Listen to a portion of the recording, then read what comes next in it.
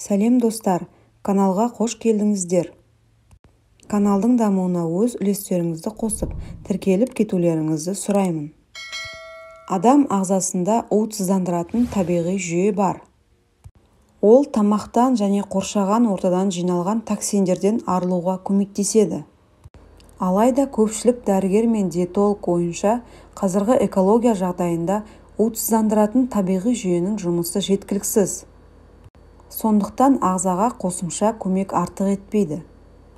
Ендеше ағзадағы токсиндерді шығару үшін қандай өнімдер жеген дұрыс? Ең алдымен таза суды жеткілікті мөлшерде ішу керек. Және негізгі тамақтар арасында шөптерден дайындалған шай ішуге болады. Сондай-ақ құрамында қанты көп тіскебасарлар мен сусындарды рационнан алып тастаған жөн. Рационның негізін көкөністер құрау керек. Себебі олар ағзадағы уытты заттарды шығаратын жасұндықтың жеткілікті мөлшерін береді. Оған қоса көкөністер дәрумендер мен минералдардың көзі. Бұл қасиетке дәмдеуіштер де ие. Олардың ішінде куркума, қара бұрыш, кардамон, мускат жаңғағына мән беріңіз. Сондай-ақ рационға ферменттелген өнімдер қосу ұсынылады. Мысалы, ашыған қырыққабат және сүт қышқылды өнімдер. Олар ас қорытуды ынталандырады және микрофлораны қалыпқа келтіреді.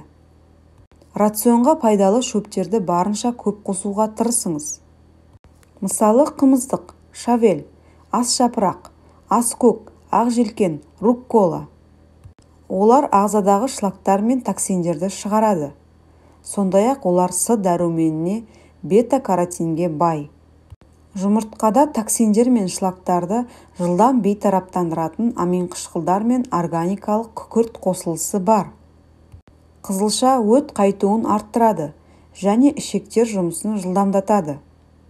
Ал қызылша шырыны қан құрамын жақсартады.